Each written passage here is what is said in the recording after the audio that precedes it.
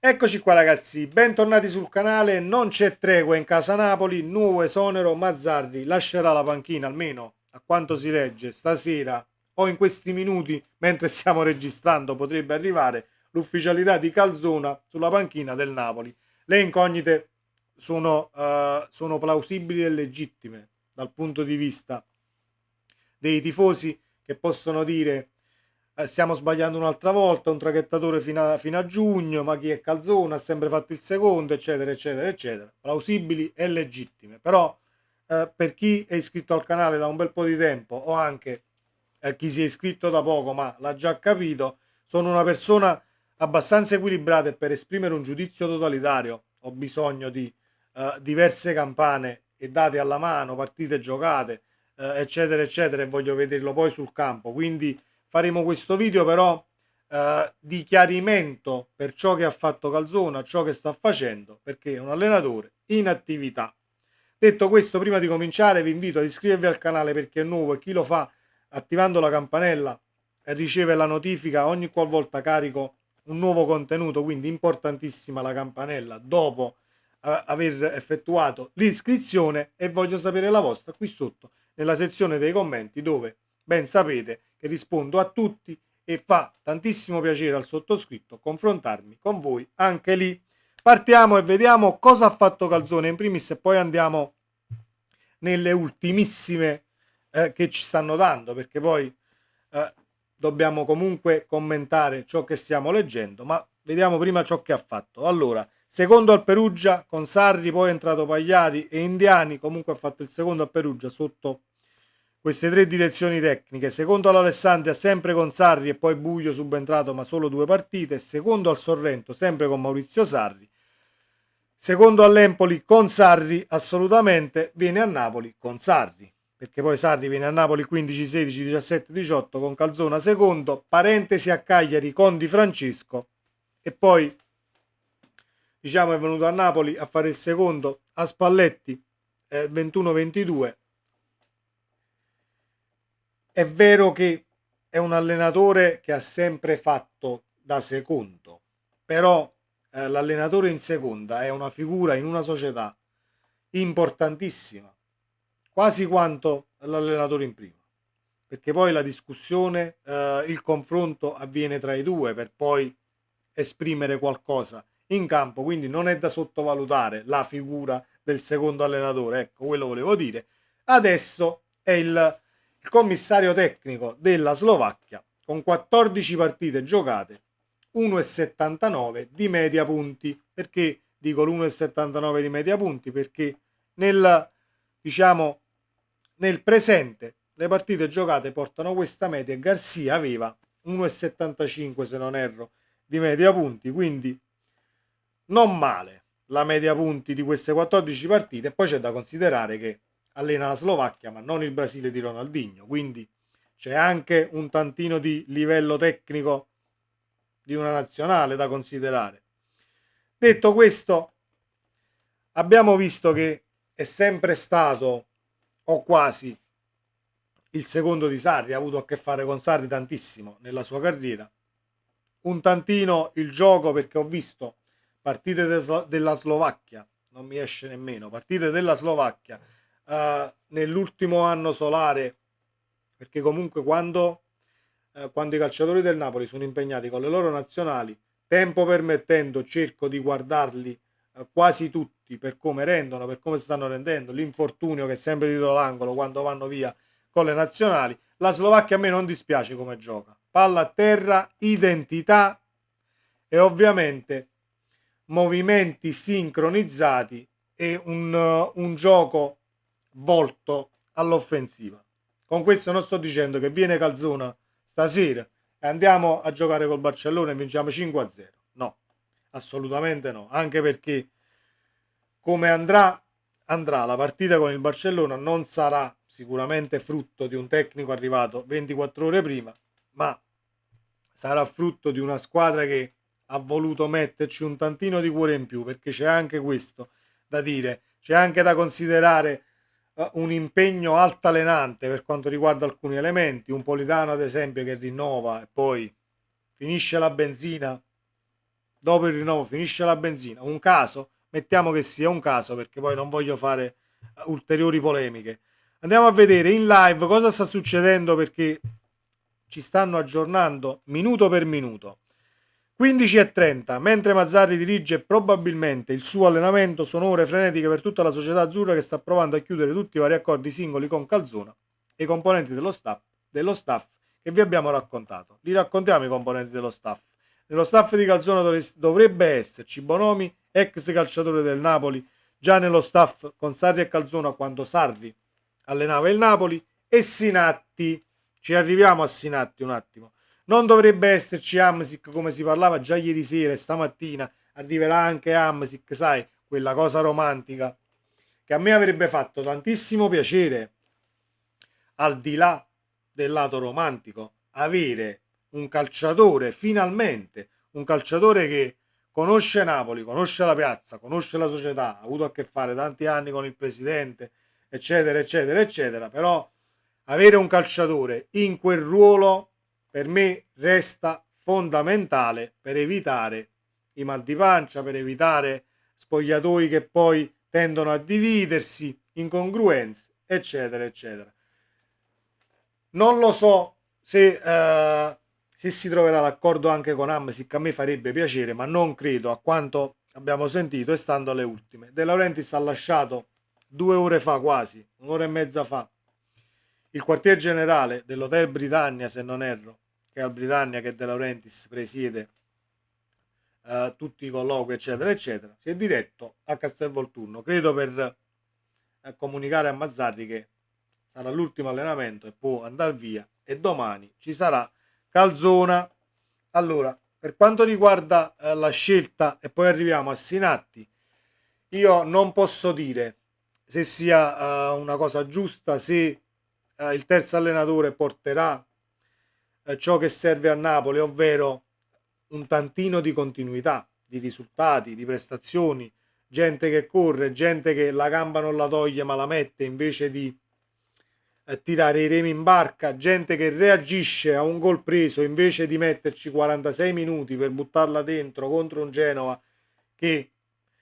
non mi sembra il Barcellona di Guardiola, con tutto l'onore e la stima e il rispetto che ho avuto per il Genova e che ho detto e ho espresso nell'ultimo video, perché complimenti al Genova per come ha giocato la partita, ci mancherebbe altro. La cosa che però mi mette di buon umore è il ritorno di Sinatti. Torniamo un attimo indietro nel tempo, perché Sinatti è stato mandato via perché non voleva, non è che non voleva, doveva fare da subordinato a Rongoni arrivato con Garcia. Parliamo di un signore, di un'eccellenza europea, parliamo di un addetto ai lavori che senza se e senza ma è il primo o tra i migliori due d'Europa nel suo campo, quindi non nell'immediato, perché non è che viene Sinatti con la bacchetta magica e il Napoli comincia a macinare chilometri senza infortuni, eccetera, eccetera, però almeno sappiamo per certo che è ritornata un'eccellenza a Napoli, così come lo era il dottor De Nicola tempo fa.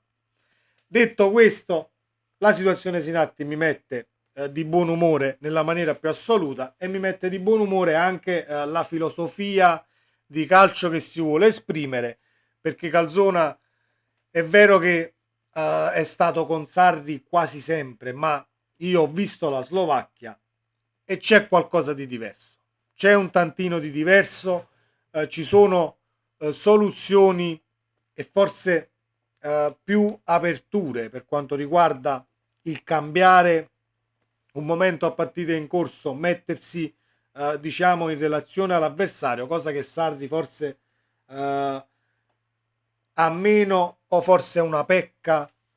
del nostro Maurizio Sarri. Dico nostro perché io ci sono rimasto legato e ci sarò sempre legato per ciò che ci ha dato, ciò che ha espresso a Napoli, uno scudetto conquistato, che il 2018 non è uno scudetto perso ma conquistato, anche se non figurerà tra l'albo d'oro della Serie A, ma è uno scudetto vinto senza sì e senza ma. Comunque Calzona riesce un tantino ad essere camaleontico in base all'avversario a partite in corso, cosa che invece forse Sarri, avendo anche gli uomini contati quando era a Napoli, non potevi gestire un tantino la situazione, ma avevi i cambi comunque ruolo per ruolo, potevi cambiare un tantino le caratteristiche del calciatore nel cambio, ma la zuppa rimaneva quella. E che zuppa, direi, appetitosa e bellissima da vedere, senza togliere i meriti al nostro Maurizio Sarri. Quindi per me, già avendo una carriera da secondo ed essendo stato il secondo di Spalletti, di Sarri, dello stesso Di Francesco, ragazzi, che abbiamo visto con il Frosinone, personaggi che hanno un'idea di calcio innovativa, aggiornata e all'offensiva. Quindi diciamo che non voglio dire che la situazione è più luminosa di prima, perché di luminoso non c'è niente, però forse meglio Calzona che Mazzarri per quanto riguarda il lato tecnico-tattico, ecco. E voi mi direte, ma questa scelta non si poteva fare prima quando abbiamo esonerato Garzia? E forse allora non c'erano i presupposti, o meglio, si credeva che il problema era solo l'allenatore. Invece, quando subisci due esoneri in un'annata, c'è un attimo da analizzare la situazione societaria, squadra, campo, allenatore, staff, eccetera, perché poi non è solo l'allenatore e lo staff che si è portato dietro, non è stato solo, ecco, l'allenatore e lo staff che si è portato dietro il problema, e ovviamente lo puoi sapere solo se lo esoneri. È una meccanica che deve succedere per forza, ecco, là volevo arrivare, è una cosa che deve succedere per forza per vedere poi dove andare a migliorare un tantino la situazione tra squadra, società e allenatore. Lo so che qualcuno di voi sta pensando, sì, ma quello il problema è sempre presidente, perché il presidente è così e colì. Io gli errori del presidente li ho già analizzati, glieli ho già contestati e lo so benissimo ciò che ha sbagliato il presidente e la società da giugno ad oggi. Perché poi non possiamo andare indietro per 20 anni e andare a vedere tutte le cose che ha sbagliato il presidente, perché di falle enormi non ce ne sono mai state e i risultati sono arrivati, perché non dimentichiamo che è vero che le cose ufficiali potrebbero, i trofei, ecco, vinti in maniera ufficiale potrebbero essere anche pochini, ma a noi manca una Supercoppa a Pechino con Mazzarri, manca un'Europa League, una Coppa UEFA, chiamatela come volete, con Benitez, dove lì ci furono dei furti assurdi e siamo d'accordo. È vero che poi te la dovevi giocare la finale, però voi